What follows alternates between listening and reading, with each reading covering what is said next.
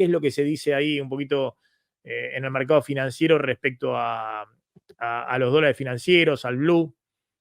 No, principalmente la duda, el eje es en qué medida el gobierno está en control de la situación, ¿no? Y en ese sentido fue la escalada del blue, la escalada de los dólares la semana pasada, ahí fue donde, digamos, tocó la fibra más sensible del mercado, de la opinión, en cuanto al rumbo del gobierno, ¿no? En qué medida el gobierno está en control de la situación, porque si el gobierno pierde el control de la situación, realmente ¿A qué te sería referís en control de la situación?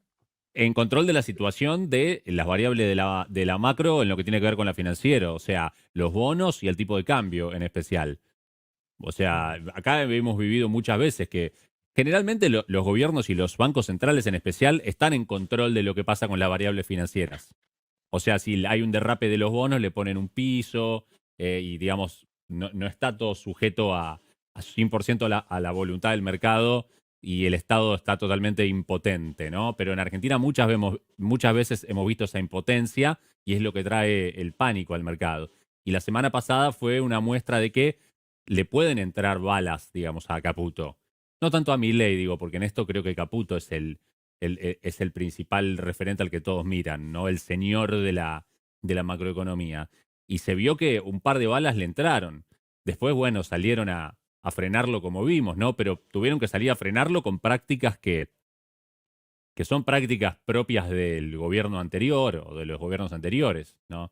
La intervención digamos, de alguna manera, la dilapidación de bonos con ese fin.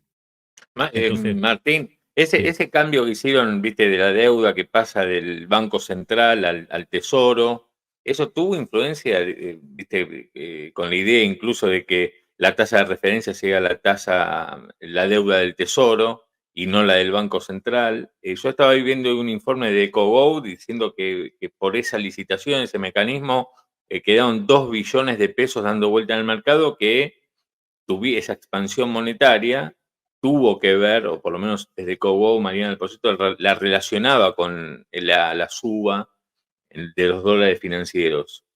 Bueno, hay un debate ahí, yo he visto en redes entre distintos economistas, inclusive en uno estuvo involucrado nuestro amigo Salvador Vitelli, para mí en el debate que había tenía razón él Ah, ahí sí. respecto de si se agrandó o no la base monetaria.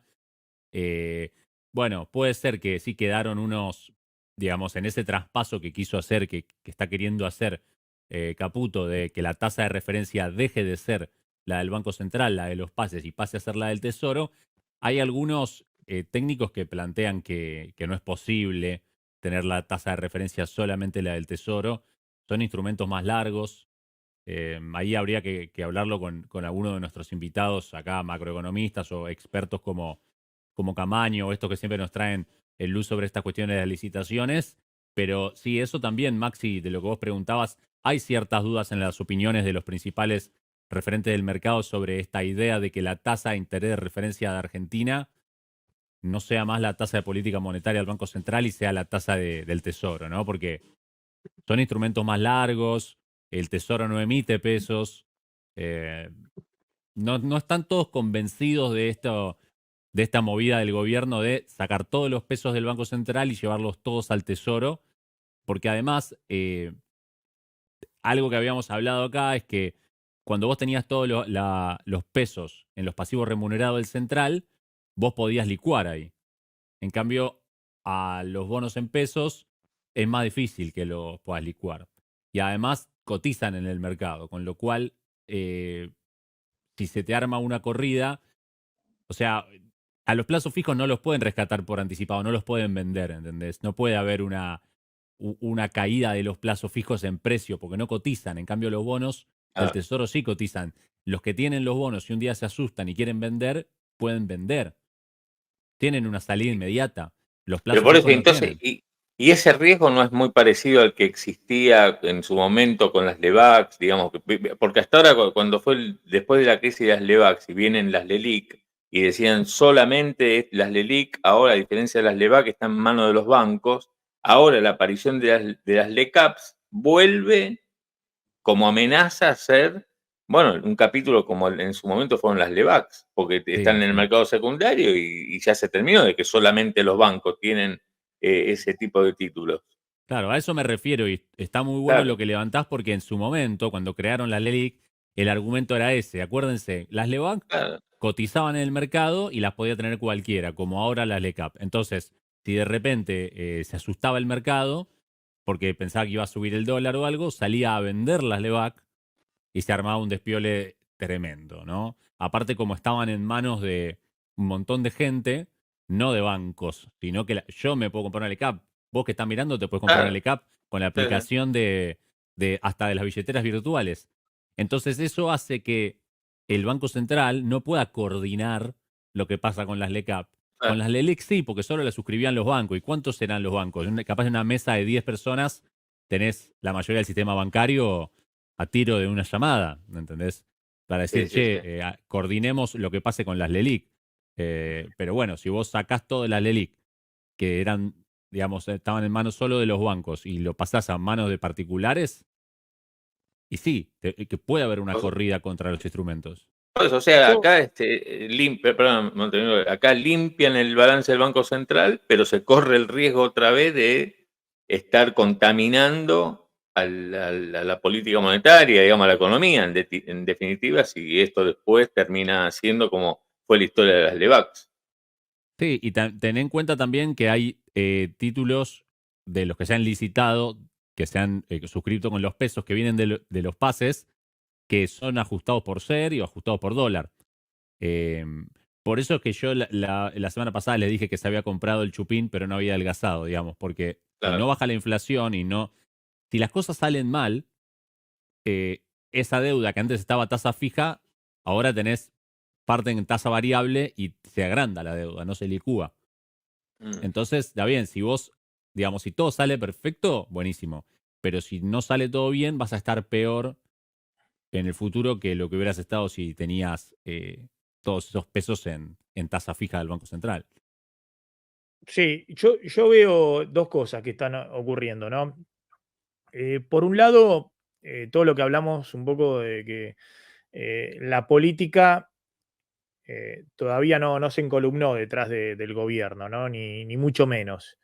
Y veo que hay ahí toda una dificultad política de marcar claramente un rumbo y generar, si se quiere, acuerdos para ir a ese rumbo. Y que el 2025 como elección en la confrontación con la casta y la política te queda muy lejos. Entonces, me parece que Milei un poco sobre eso eh, sigue ambivalente. Por un lado, le bajó el tono a sus críticas, está buscando algún tipo de acuerdo porque se lo están pidiendo a gritos los mercados y el Fondo Monetario. Le están pidiendo y le están diciendo, mirá, no llegás al año que viene a la elección para ver si tenés mayoría en el Congreso. Aunque saques 60% de los votos, no vas a tener.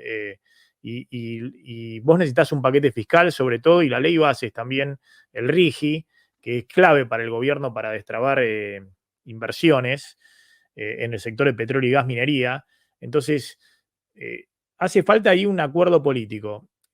Todo parece indicar de que le van a dar el beneficio de la duda al gobierno y que va a haber una ley base. Pues el gobierno dejó que corrigieran todo, metieran mano, lo que fuera. Entonces, y que va a haber un paquete fiscal. Pero eso es fundamental para la política económica. Tanto desde el punto de vista de, si se quiere, los mercados y del Fondo Monetario, eh, como desde el punto de vista de lo que están viendo todos. Bueno, a ver, este gobierno, ¿qué lógica tiene de negociación política para llevar adelante las reformas que dice que quiere llevar adelante? Porque si no, después todo es enunciativo. Ese es un punto. Y después veo que hay toda una discusión grande que no termina de entenderse respecto a cuál es el rumbo para los próximos meses en materia de la política económica, ¿no? Y cuál va a ser el nuevo régimen cambiario y monetario de la Argentina. Y me parece que eso es un punto de mucha incertidumbre. El gobierno necesitaría, si se quiere, en el esquema del gobierno, necesita salir del cepo y necesita ir a lo que ellos llaman competencia de moneda. Para todo eso necesitan que haya confianza y que o ingresen muchos dólares financieros, para eso es necesario que baje mucho el riesgo país, o que haya un paquete de financiamiento muy grande del Fondo Monetario, o de organismos multilaterales o bilaterales con países más el Fondo Monetario. Bueno, todo eso hoy no parece ser posible en el corto plazo. Es decir, ni el riesgo país, la baja del riesgo país parece encontrar un piso, si se quiere, los bonos un techo en $60, hoy están para abajo respecto a eso. ¿Y por qué? Bueno, la pregunta es si es, sin duda, bueno, porque quieren ver, hacer un gol político, digamos, a ver, que vas a tener el paquete fiscal, ley bases, eso sin duda. Ahora, aún con la aprobación de la ley base y el paquete fiscal, yo creo que hay dudas respecto a si eso es lo que te destraba. Milei viene diciendo, bueno, se nos frenó la caída del riesgo país, cayeron los bonos, mostraron el techo ahí por la incertidumbre política. Bueno, es una interpretación, puede ser condición necesaria para que vos puedas seguir bajando el riesgo país y mejorando el precio de los bonos y de esa manera ir acercándote a algún financiamiento externo. Para mí no es condición suficiente. Yo lo que veo es que el gobierno tiene que definir bien cuál es el régimen monetario cambiario al que quiere ir y cómo lo va a hacer. Y hay muchas dudas sobre eso. Muchas dudas. Fue muy comentado una charla de Arriazu, que es un economista muy reconocido en el sistema financiero. Pero, no sé, yo lo que escuché de Arriazu son obviamente las declaraciones de siempre. Voy a ver todo el video de Arriazu, que lo conozco.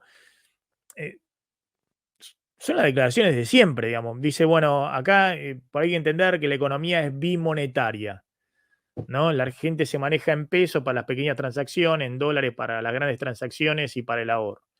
Entonces era necesario un ancla fiscal para cero emisión de pesos y al mismo tiempo estabilizar el tipo de cambio, ¿no? Estabilizar el dólar. Entonces, y el ancla nominal, me imagino que se refiere al ancla fiscal y monetaria y el ancla nominal del dólar. Está bien, todos tienen en claro que si vos salís directamente del 2% de crawling peg con una devaluación, que dicho sea de paso, el dólar financiero en 1200 y te pone un problema respecto a eso, ¿no? Lo que venimos diciendo. Porque muestra, primero ese no es ni siquiera el dólar de mercado, porque está intervenido por todo lado, sale el Toto Caputo el jueves y el viernes a intervenir con los bonos. Está bien, te lo dejan en 1200. Pero bueno, tenés el mayorista en 890, 900 pesos. Y ahí hay una brecha bueno, ¿y cómo la vas a cerrar? ¿Vas a seguir yendo con el 2% mensual?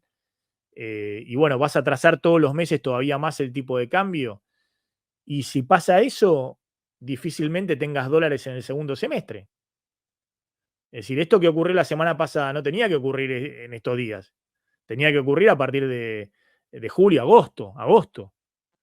Entonces la pregunta, pero esto que es el razonamiento tradicional de los economistas, y sale, no sé, el propio Milei o todo a decir los economistas son todos unos brutos, no entienden nada. Creo que lo dijo el propio Arriazu, el FMI no entiende. El problema es ese también. El FMI razona exactamente igual. No entienden cuál es el esquema al cual quiere ir el gobierno. No lo entienden porque dicen, bueno, a ver, ¿qué piensa? ¿Que van a converger todo al 2% mensual? ¿Y qué? Y de esa manera, ¿y la economía cómo va a salir de la recesión y cómo va a generar dólares después? No, y bueno, vamos a bajar todos los impuestos y vamos a regular. Eso es buenísimo. ¿Cuándo? ¿El mes que viene? ¿Dentro de 2 meses? ¿Dentro de 6? ¿El año que viene? Porque el problema, yo ahí estaba viendo los vencimientos del año que viene, los vencimientos de deuda, y bueno, hay distintos cálculos, ¿no? Pero los vencimientos de deuda en manos de privados no son tan grandes, por ahí son 7.000 millones de dólares. No son tan grandes. Son más que este año los vencimientos de deuda del sector público, pero no son tan grandes en 2025 en manos de privado. El resto está en manos del propio sector público, el Banco Central. Pero igualmente, la pregunta es, mirá, creo que decía Arriazu, miren, yo estoy sorprendido de cómo están acumulando 16.000 millones de dólares o 17.000 millones de dólares de reservas que compraron, ¿no? De eso te quedaron como aumento de reservas netas y menos de la mitad, ¿no? Creo que te quedaron, no sé si 7.000, 8.000 de aumento de reservas netas, porque el resto lo tuviste que pagar a organismos internacionales, al FMI, el pago de cupones, ¿no? Es decir, que estás con reservas netas hoy, el cálculo de 1816 es que estás con menos 2.000 millones de dólares de reservas netas, o menos 1.000 millones de dólares de reservas netas. Pero no importa, el cálculo es, ¿y cómo acumulaste todos esos dólares? Bueno, que el Bopreal fueron 10.000 millones de dólares que tenés que pagar ahora en un plazo de entre 1 y 3 años, es el máximo, Martín, para el Bopreal. ¿Qué cosa? Los pagos del Bopreal. Hay distintos flujos. Claro, La pero por eso mayoría, decía, dentro de uno, este año tenés que pagar 1.700 millones de Bopreal. sí, Pero de los 10.000 que emitiste de Bopreal, ¿cuánto tenés que pagar? Tenés que pagar, es entre 1 y 3 años máximo. sí, exactamente. Sí, Claro, son entonces, bonos cortos, digamos. claro, Antes de son que bonos termine el cortitos. gobierno, vence todo. Sí, Sí, sí. son todos cortitos los bonos. Entonces, tenés eso. Después está el cepo a las importaciones. Y Arriazu decía, bueno, pero no me vengan con que el aumento de las reservas es el cepo, porque el año pasado teníamos cepo y perdimos 20.000 millones de dólares. Sí, pero este año tenés el cepo y una recesión brutal. No es solamente el cepo o el Bopreal, sino la recesión, que te están cayendo 40% las importaciones. El primer trimestre cayeron 40%, ¿no? El primer cuatrimestre cayeron un poco menos, cayeron 20 y pico, 20% las importaciones, ¿ok? Pero es decir, es el cepo más la recesión. Entonces la pregunta es, bueno, ¿y cómo acumulás dólares después en la segunda parte del año cuando ponele que mantenés el cepo, pero que la economía necesita seguir en una recesión brutal para que sigas acumulando reservas? Esa es la discusión de fondo.